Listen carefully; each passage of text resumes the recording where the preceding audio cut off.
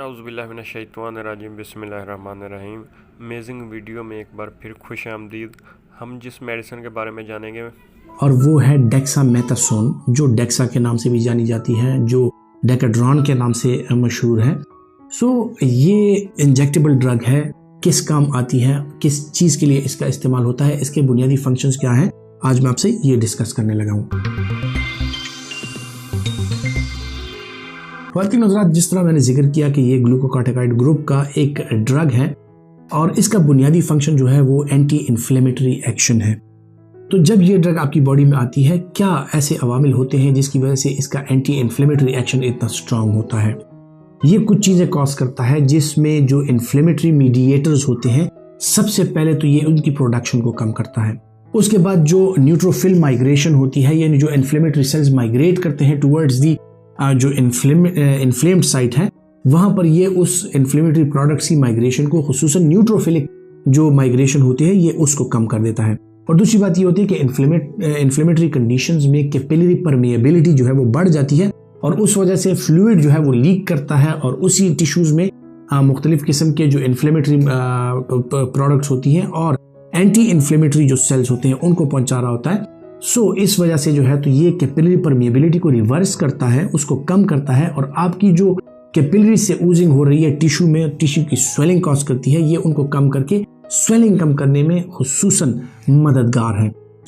जब ये anti inflammatory drug किसी को मिलती है, इससे ये होता है कि बॉडी के खुसूसन जो पार्ट इन्फ्लेम्ड है उसकी स्वेलिंग, उसका पेन, ये सब जो है और इन्फ्लेमेटरी जो एक कैस्केड वहाँ पे चल रहा है, जो एक रिएक्शन वहाँ पे चल रहा है, वो कम हो जाता है। ख़वातीन हज़रात, इसका इस्तेमाल जो है न सिर्फ as an anti inflammatory drug किया जाता है, बल्कि इसको मुख्तलिफ किस्म की बीमारियों के डायग्नोस्टिक टेस्टिंग के लिए भी इस्तेमाल किया जा सकता है। जैसे कि एडिसन डिजीज़ की टेस्टिंग के लिए हम डेक्सामेथासोन का सहारा लेते हैं और इसी तरह जो मुख्तलिफ किस्म के एड्रीनल प्रॉब्लम्स हैं उनको जब हम डायग्नोज करना चाह रहे होते हैं, इस दौरान में डेक्सामेथासोन टेस्ट जो है वो कराते हैं। इसका इस्तेमाल न सिर्फ एक क्यूरेटिव बल्कि एक डायग्नोस्टिक टूल के तौर पे भी किया जा सकता है।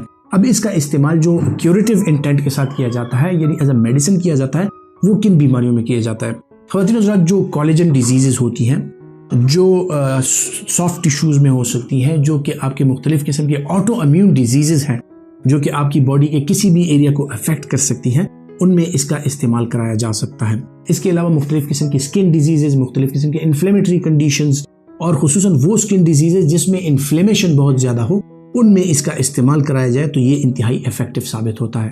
ख़वातीन हज़रात, इसके अलावा इसका इस्तेमाल मल्टीपल स्क्लेरोसिस जो बीमारी है CNS की, उसमें कराया जाता है। मल्टीपल स्क्लेरोसिस के अलावा अगर किसी को हेड इंजरी हो जाए या किसी भी वजह से जो ब्रेन टिश्यू है उसमें एडिमा आ जाए, तो एज एंटी इन्फ्लेमेटरी ड्रग इसका इस्तेमाल कराया जाता है ताकि CNS एडिमा कम हो और सेंसोरियम जो पेशेंट का है वो बरकरार रहे। तो हेड इंजरीज में भी इसका इस्तेमाल जो है वो कराया जा सकता है पोस्ट इन्फ्लेमेटरी जो स्टेट होता है उसको कम करने के लिए, ताकि जो सेंसोरियम पेशेंट का है वो बरकरार रहे और ब्रेन एडिमा जो है वो कम से कम हो। इसके अलावा ख़वातीन हज़रात, जो मुख्तलिफ किस्म की ब्लड डिसऑर्डर्स होती हैं, जो ऑटो इम्यून हो सकती हैं, उसमें इसका इस्तेमाल कराया जा सकता है। मुख्तलिफ किस्म के जो न्यूप्लास्टिक डिजीज़ होती हैं, खुसूसन पैरान्यूप्लास्टिक जो कंडीशंस अराइज होती हैं, जिसमें DVT हो सकता है, जिसमें जो है तो मुख्तलिफ किस्म के इन्फ्लेमेटरी मार्कर्स जो होते हैं वो पीक पे चले जाते हैं, जिसमें फीवर हो सकता है। पैरान्यूप्लास्टिक जो कंडीशंस होती हैं उसमें डेक्सामेथासोन जो है इसका इस्तेमाल कराया जा सकता है और ये इंतहाई मुफीद और इंतहाई इफेक्टिव ड्रग है।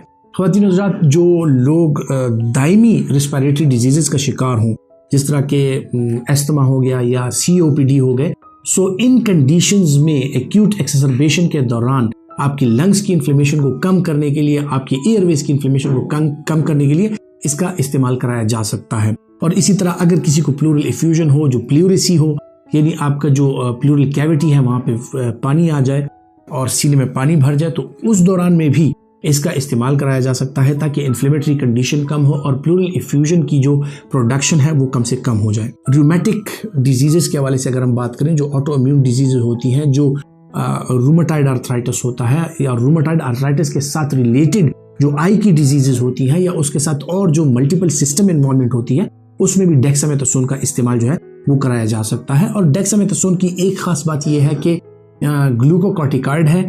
मिनरलोकॉर्टिकॉइड से हट के इसकी ये एक्टिविटी है कि इसमें सोडियम रिटेंशन जो है वो बहुत कम है।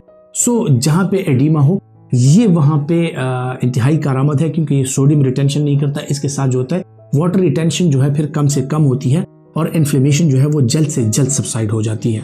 ख्वातीन हज़रात, उम्मीद करता हूँ कि ये इन्फॉर्मेशन आपके लिए फ़ायदेमंद साबित होगी, और अगर आपके लिए फ़ायदेमंद है तो आप यकीनन अपने दोस्तों तक इसको पहुँचाना चाहेंगे। अपना बहुत सा ख्याल रखिएगा। अल्लाह हाफ़िज़।